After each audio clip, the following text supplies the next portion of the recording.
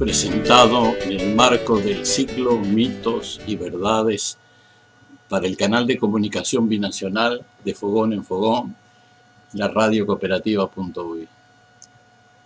Los hidrocarburos representan la principal commodity, o como diríamos en español, mercancía, del mundo contemporáneo. Debido a su importancia en la economía y desarrollo de muchas sociedades contemporáneas, procuraremos ordenar un poco las complejidades de este tema que es fundamental en la economía y la política mundial. Los hidrocarburos son fundamentalmente compuestos de carbono e hidrógeno, con diferentes grados de elementos secundarios, por ejemplo azufre. Cuando tiene más átomos de hidrógeno que carbono, son más livianos, caso de los alcanos, que incluyen al metano, cuya fórmula es CH4, o al etano, cuya fórmula es C2H6, el propano, cuya fórmula es C3H8, y así sucesivamente. Y en la presión atmosférica normal en la superficie se presentan como gases. A medida que disminuye la relación hidrógeno-carbono, tiende a aumentar la densidad y comienzan a presentarse como líquidos. De todas maneras, su densidad sigue siendo menor que la del agua y tienden a ascender en el subsuelo. Eso pasa cuando hay condiciones para su flujo ascendente. El metano es menos denso que el aire y por lo tanto tiende a subir. Por su lado, el propano y el butano, que son más densos que el aire, cuando se escapan tienden a bajar a nivel del suelo. Del mismo modo, al aumentar la proporción de carbono y disminuir la proporción de hidrógeno, tiende a aumentar la viscosidad. Eso determina la diferencia de los principales petróleos livianos, los livianos que son menos densos, menos viscosos, que son más fáciles de procesar, y los pesados, que son más densos y viscosos y más difíciles de procesar. El más liviano es el gas natural, y los más densos y viscosos son los bitúmenes, lo que se llaman las tar sands en inglés o las arenas alquitranadas. La localización geológica de los yacimientos es variada, porque hay muchos ambientes cuya interpretación depende de la teoría que se acepte para su origen. En realidad hay dos teorías, la biogénica, el petróleo es de origen fósil, y la abiogénica, el petróleo es de origen mineral. La teoría biogénica implicaría existencias limitadas a las rocas sedimentarias, solo en la parte superficial de la corteza terrestre. En cambio, la teoría abiogénica implicaría existencias prácticamente ilimitadas porque provendría del manto de zonas más profundas cuyos volúmenes son inmensos. En la naturaleza se dan dos tipos de formaciones. En las formaciones permeables, como las areniscas y las calizas, y el petróleo, que aparece en formaciones impermeables o semipermeables, como los esquistos, las lutitas, los siltitos, fangolitas, etc. La tecnología utilizada depende del tipo de yacimiento y del estado de la explotación. En formaciones permeables se explotan los yacimientos mediante perforaciones que pueden ser surgentes al principio, pero que luego requieren bombeo. Hay diferentes tecnologías, según sea onshore, en la perforación y la explotación, o offshore, o sea, en el mar, con diferentes costos, o en el agua, con diferentes costos de instalación y operación. En formaciones de baja permeabilidad o impermeables, se utiliza la fracturación hidráulica, el fracking. En los hidrocarburos más pesados pueden usarse métodos de excavación de formaciones con hidrocarburos que requieren además procesamiento. Caso de las arenas petrolíferas de Athabasca, de Canadá. En este video hablaremos principalmente del petróleo líquido. En otro video hablaremos del gas natural, que tiene algunas importantes diferencias, tanto geológicas como tecnológicas y comerciales, con el petróleo líquido. Desde el punto de vista geográfico, los principales yacimientos están ubicados en los alrededores del Golfo Pérsico. Arabia Saudita, con su gigantesco yacimiento de Ghawar, que produce casi 4 millones de barriles diarios, de los 11 o 12 que produce Arabia Saudita, Irak, Irán, los Emiratos, Kuwait, Qatar, etc. Hay importantes yacimientos en Rusia, particularmente en Siberia, en los Estados Unidos, en Texas, en Dakota del Norte y en el Golfo de México. Los yacimientos petrolíferos se localizan en muchos lugares. Mencionaba el Golfo, y prácticamente todos los países producen grandes cantidades de petróleo, todos los países del Golfo. Y Rusia, que sobre todo produce el petróleo en Siberia, la península de Yamal, en el extremo oriente, en el Mar Caspio.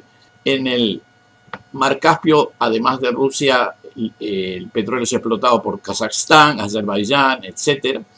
Y después el petróleo de Venezuela, la zona de Maracaibo y en el Orinoco. En ambos casos hay problemas de producción por las sanciones que experimenta el país. Hay también yacimientos en México, en el Golfo de México, en Veracruz, en Nigeria, en el norte de África, Argelia y Libia, en Indonesia, en Sumatra, por ejemplo, en Canadá, en Alberta, en offshore, en Nueva Escocia, etc. La producción actual reciente de Arabia era más o menos unos 10 millones de barriles diarios, que probablemente ha subido algo últimamente. Rusia está también aproximadamente en 10 millones de barriles diarios, mientras que Estados Unidos produce 13 o 14 millones de barriles diarios. Una vez que los yacimientos se desarrollan o están desarrollados, las decisiones de producción son político-económicas. Las decisiones recientes de los gobiernos de países exportadores de petróleo fueron de aumentar la producción, particularmente por Rusia y Arabia Saudita. El cambio de las condiciones económicas puede llevar a la disminución de la producción en Estados Unidos, porque eso afecta la producción del petróleo de esquisto, que es mucho más caro de producir, y en Estados Unidos es casi la mitad del total. Por otro lado, algunos países sancionados por Estados Unidos, como Venezuela e Irán, tienen limitada su producción como efecto de las sanciones. El consumo actual, digamos reciente de Estados Unidos, era de 20 millones de barriles diarios, de los cuales 13 millones o 14 millones son producidos en el país y los otros 6 o 7 son importados. China es un gran importador de petróleo, produce nada más que 3 millones de barriles diarios, pero consume 13, con lo cual tiene que importar 10 millones de barriles diarios. Europa también es un gran importador, consume 14 millones de barriles diarios y produce solamente 1,5 millones, por lo tanto importa 12 millones de barriles diarios. La India, que importa 4 millones de barriles diarios, que produce solamente 1. Japón también importa 4 millones de barriles diarios. El mercado mundial se basa entonces en estos consumidores principales y en los exportadores que tienen criterios económico-políticos para su producción y para su exportación. Los precios están determinados por la oferta, por la producción disponible y políticamente ofrecible. Y la demanda, que está influenciada por el consumo requerido, generalmente debido a la intensidad de las actividades económicas, a lo que se agregan decisiones políticas. Tradicionalmente se utilizan los siguientes instrumentos para aumentar los precios. Las guerras, como forma de disminuir la oferta. Los acuerdos de productores, por ejemplo de OPEC, también de lo que se trata es de disminuir la oferta. Actualmente, al no haber guerras y caer los acuerdos de exportadores, aumenta la oferta. Arabia y Rusia aumentan producción sin que simultáneamente aumente la demanda y consecuentemente los precios bajan. Al desencadenarse la pandemia coronavirus, disminuye la actividad económica y por ende la demanda. Actualmente estos dos factores se dan al mismo tiempo y los precios bajan. Un tercer factor es la capacidad de almacenamiento de crudo, que es limitada, y por lo tanto se hace necesario vender porque no se puede almacenar. Esto también impulsa el precio a la baja. Hay una capacidad de almacenamiento de 3.000 millones de barriles en tierra, más de 21 millones de barriles en tanques flotantes, equivalentes a 30 días de producción mundial o a 90 días de petróleo exportable. El futuro es sobre todo político-económico. La primera posibilidad es que ceda la pandemia de coronavirus, aumente la actividad económica. Entonces el petróleo de esquisto va a disminuir por falta de competitividad. Los países exportadores van a llegar a algún acuerdo para limitar la producción y en este caso el precio va a subir. En la segunda posibilidad, la pandemia deja huellas en la producción. La actividad económica se resiente, los países exportadores continúan su guerra de precios, el precio se mantiene bajo. Y ahí disminuyen los estímulos para desarrollar energía alternativa. Con el petróleo barato, tal vez no valga la pena desde el punto de vista económico el desarrollar ciertas energías alternativas.